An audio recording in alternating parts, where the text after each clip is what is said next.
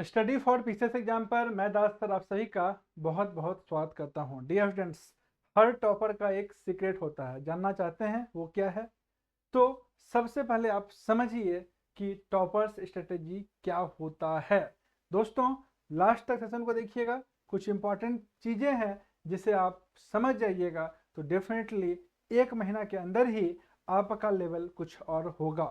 Topper strategies जो बता रहे हैं ये मोस्ट इंपॉर्टेंट 3 टिप्स है, डेली फॉलो कीजिए और अपने आप में आपको 15 दिन से एक महीना में चेंज दिखाई देगा।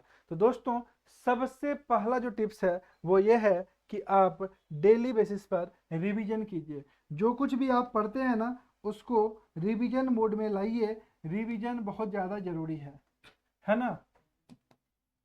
रिवीजन जो है जब आप कीजिएगा तब जाकर के बात बनेगा। तो डेली 1 घंटा कम से कम रिवीजन कीजिए। जो भी आप पढ़ रहे हैं उसको 1 घंटा रिवीजन में डालिए, रिवीजन मोड में डालिए। दूसरा जो मोस्ट इंपॉर्टेंट पावरफुल टिप्स है वो ये है एमसीक्यू सेशन। डियर स्टूडेंट्स, कोई भी एग्जाम दे रहे हैं उसमें जबरदस्त तरीके से काम करेगा।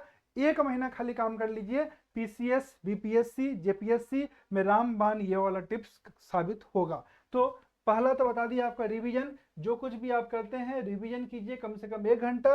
दूसरा है एमसीक्यू, है ना। एमसीक्यू आपको डेली 100 क्वेश्चन सॉल्व करना है। 100 क्वेश्चन एमसीक्यू आपको डेली सॉल्व करना है, चाहे जहां से सॉल्व कीजिए।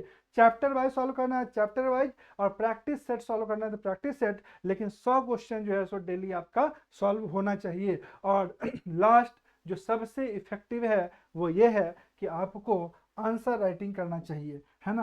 Answer writing, answer writing dear students जब आप करते हैं, है ना, डेली एक क्वेश्चन का जब आप डेली आंसर राइटिंग करते हैं जो सबसे टफ काम है, तब जाकर के आप देखिए 30 दिन में ही आपको एटलीस्ट पता चलने लगेगा कि क्या लिखना है, कैसे लिखना है। क्योंकि जब आप कोई चीज़ को लिखते हैं तो फिर वहाँ पर जो है सो आपका थॉट प्रोसेस जनरेट होता है, आप सोचने लगते हैं। तो ये जो 3 टिप्स है मोस्ट इंपॉर्टेंट है, इस पर वर्क करके देखिए, आपको अपने आप चेंज दिखाई देगा। और अगर ये टिप्स अच्छा लगा हो तो चैनल को सब्सक्राइब कर लीजिएगा। Thank you.